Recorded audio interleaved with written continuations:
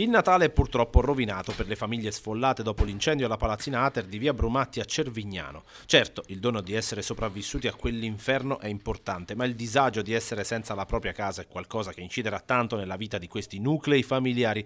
L'obiettivo di tutte le istituzioni è però quello di avere buone notizie per l'inizio dell'anno 2025.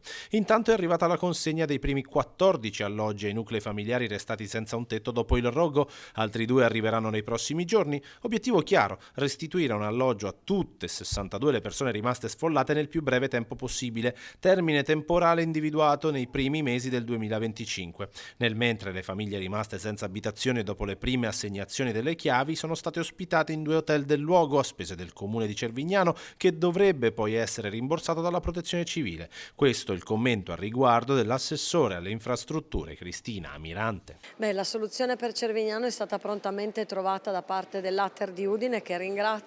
Ieri ero presente alla consegna dei primi 14 appartamenti, alloggi che danno una risposta ad alcune delle 22 famiglie appunto, che non hanno in questo momento una casa.